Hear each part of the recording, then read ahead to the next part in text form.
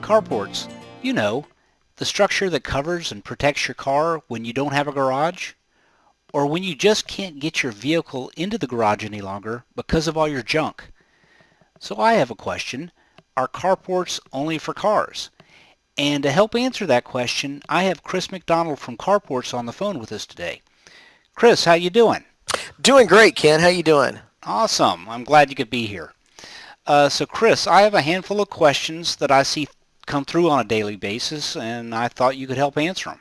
Absolutely. Okay. Anything. What kind of carports do you carry? That's a good question. It's basically we go.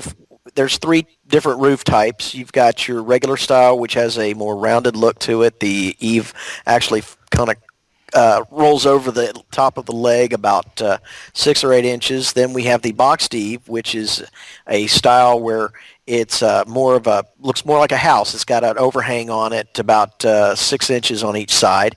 And then you have our vertical roof, which is the exact same profile as the boxed eave, but the difference is that the panels run from the peak to the eave, so they're running vertically, and that's one of my favorites. And I'll tell you why is because it allows all that water and debris to roll off, so it doesn't hang up there on the ribs. And the other thing that I like about it is that it has additional strength to it because it's got 4 hip channels, primarily to allow somebody to be able to screw those panels into gives it something to hold on to, but it also strengthens the structure. Okay. And basically, they're there to cover a vehicle. But to be honest with you, I've seen people use them for all different kinds of things. Okay. As far as sizes go, are there any size constraints? What does it usually start at? None that I can think of. It usually, you start with the basic single car carport, which is 12 foot wide and 21 feet long and about 5 foot high. It can actually go smaller than that. The biggest I've seen as far as a carport, you go all the way up to triple wide. That's 36 feet wide, and I mean 30 feet wide, and goes up to 60, 70, 80 feet long. Oh wow. So Yeah. really, it sounds like it's really customizable. You can pretty much the client can get whatever they're really wanting. Exactly. I mean, one of the favorite uses of these is for RVs, recreational vehicles or motorhomes. Somebody has a motorhome and then they think, oh, well, I just bought this $500,000 motorhome. Now I forgot to find a place to park it. So they call me up and we'll set them up with something that's 12 foot high at the leg, which covers virtually every motorhome on the road today. Okay. So how long have you been providing carports for the area? Since 2003. So we've been here in this area since 2003. Wow. So this is not something that just popped up yesterday. Absolutely not. No, we're very well established and a very well established company. Okay. Well, you kind of already answered this question to some degree, but the original questions are carports only for cars. No, I'm glad you came back around to that. It's I've seen people use these carports for just about everything you can think of.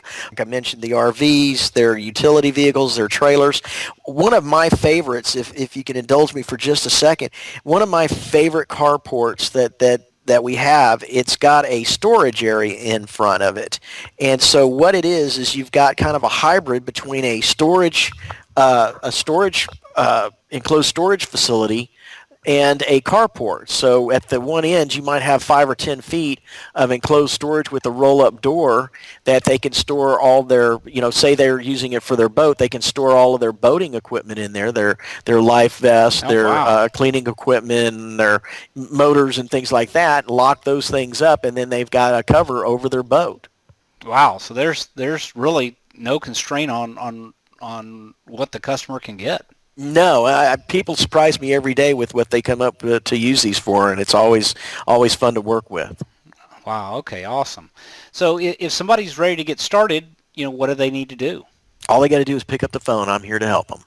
Okay. Well, fantastic. And you'll be able to give them, advice, rate quotes, and all of that, All of just right that over and the more. phone. Yeah, Okay. all of that over the phone. They can call, and I've been in this business long enough that I can kind of avoid some of the pitfalls that other companies might not be knowledgeable enough to help their clients with. And basically, what we do is we'll talk it through. Once they've settled on a size and a design that they like, then we will get a down payment of either 10 or 12%, and then it takes about anywhere from 2 to 4 weeks to get the structure in. It's put up that day, and then once it's done and they're satisfied, they pay the balance to the installers.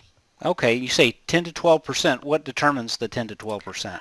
10% is for anything under $2,500. Anything over $2,500, it's 12% down payment.